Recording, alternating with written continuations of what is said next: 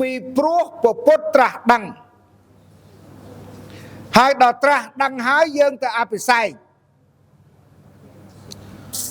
ពុទ្ធត្រាស់ដឹងយើងគ្រប់គ្នាទាំងអស់ហៅគ្រប់គ្នានិយាយគ្រប់គ្នាដឹងយល់គ្រប់គ្នាថាព្រះពុទ្ធត្រាស់ដឹងនឹងភាសាខ្មែរសុទ្ធដល់តែភាសាពុទ្ធសាសនាហៅថាបឋមត្រាស់ប្រែមកថាការត្រាស់ដឹងដំបូងរបស់ពុទ្ធតើពុទ្ធត្រាស់ដឹងដំបូងហ្នឹងព្រះអង្គត្រាស់ដឹងអីហើយមានសកម្មភាពយ៉ាងម៉េចដើម្បីឲ្យស្របទៅតាមប្រធានបទដែលសម្ដែងអំពីពុទ្ធាពិសេសគប្បីបំភ្លឺអំពីបឋមត្រាស់ប្រគេននឹងជម្រាបជូនញាតិញោមពុទ្ធបរិស័ទបឋមត្រាស់ប្រែមកថាការត្រាស់ដឹងដំបូងបឋមត្រាស់ត្រាស់ដឹងដំបូងឬសម្រេចនៅអភិនៅពោធិសម្ភារៈដំបូងហៅថាបឋមត្រាស់លោកបញ្ជាក់ទុកមកជាបទវកហថាបឋមង្អវិជ្ជន្តការੰតរតៃតេបឋមតារោប្រែជាសេចក្តីខ្មែរមកថានិយតពោធិសត្វអង្គណាដែលឆ្លងផុតនៅទីងងឹតជាដំបូងទៅកាន់ទីភ្លឺហៅថាត្រាស់ដឹងជាដំបូងហ្នឹងហើយពាក្យបឋមត្រាស់មានន័យថាអញ្ចឹងតិចអត់យល់ថាបឋមត្រាស់ក៏មិនដឹងថាម៉េចឆ្លងទីងងឹតជាដំបូងទៅកាន់ទីភ្លឺក៏មិនដឹងថាម៉េចឥឡូវបើអត់យល់ដឹងថាម៉េចបានជាគេពឹងមកឲ្យសំដែងហ្នឹងមិនអញ្ចឹងណាបើសិនជាដឹងរួចហើយយល់រួចហើយជ្រាបរួចហើយមិនបាច់និមន្តមកសំដែងទៅអីសំដែងទេឥឡូវសំដែងជំរាបចែកជូនឆ្លងទីងងឹតជាដំបូងទៅកាន់ទីភ្លឺមានន័យថានិយតពោធិសត្វរបស់យើងគឺព្រះសទ្ធត្ថលោកស្ថិតនៅក្នុងទីងងឹតអស់4អសង្ខ័យ100,000 កាប់មិនដែលជួបទីភ្លឺសោះមានថ្ងៃមួយគឺថ្ងៃពេញបោខែពិសាឆ្នាំរកា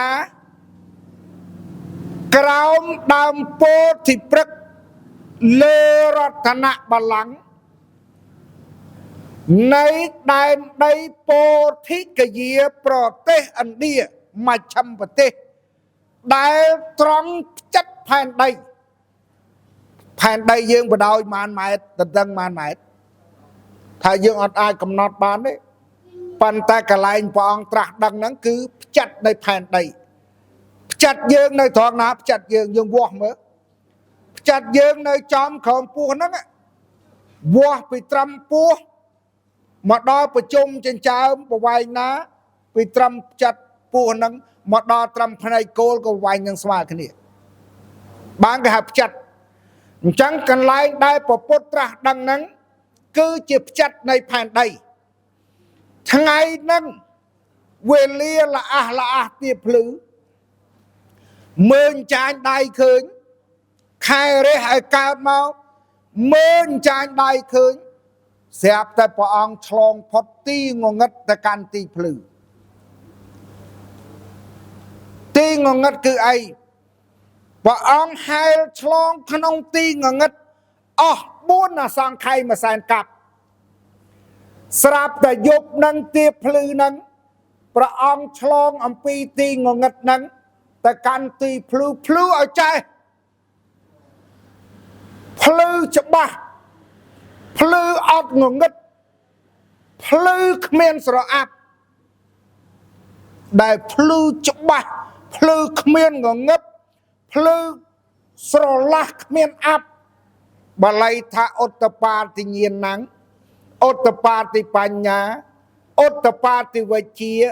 ឧត្តបាតិអាឡោកោឃើញហើយមែនទេសូត្រគ្រប់អង្គសូត្រគ្រប់គ្នាមិនថាចឹងឧត្តបាតិញ្ញាណังឧត្តបាតិបញ្ញាឧត្តបាវិជ្ជាកើតឡើងហើយមែនទេឧត្តបាតិញ្ញាណយ៉ាងញៀនគឺញៀនក្នុងវិបស្សនាញៀនទាំង10កើតឡើងហើយឧត្តបាតិញ្ញាណឧត្តបាតិបញ្ញាវិបស្សនាបញ្ញាទាំង10កើតឡើងហើយ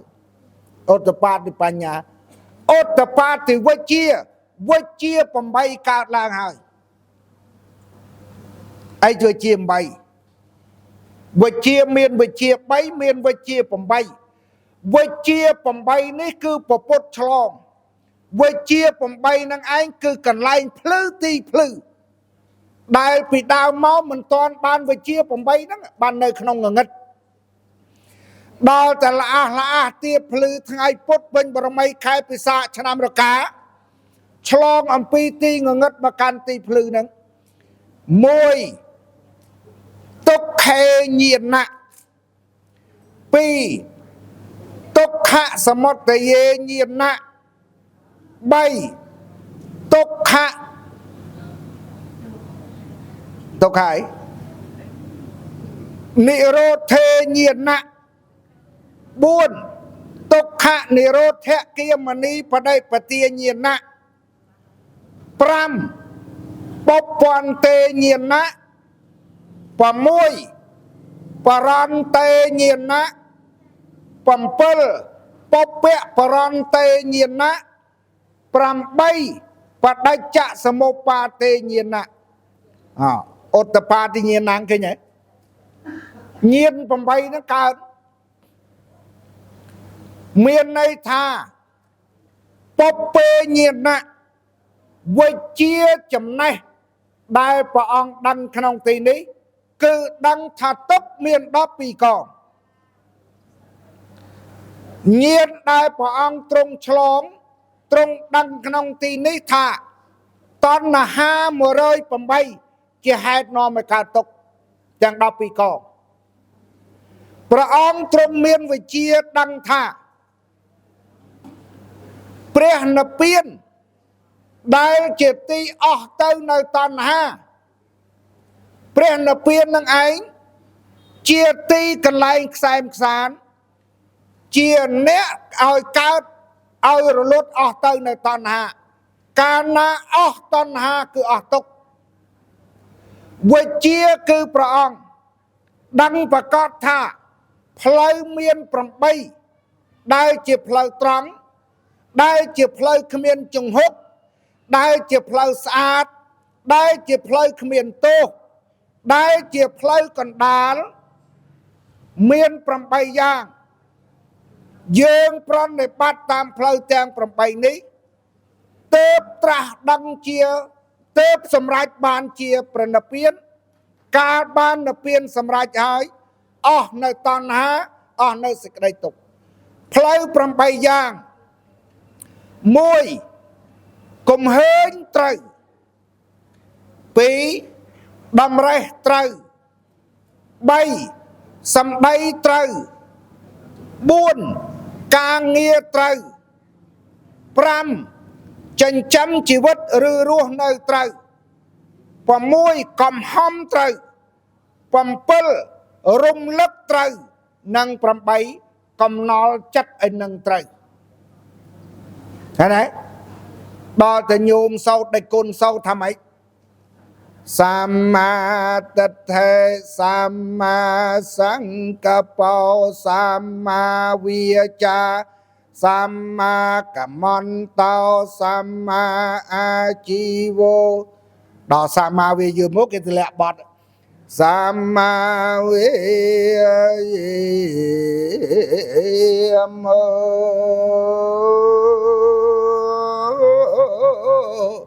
អញ្ចឹង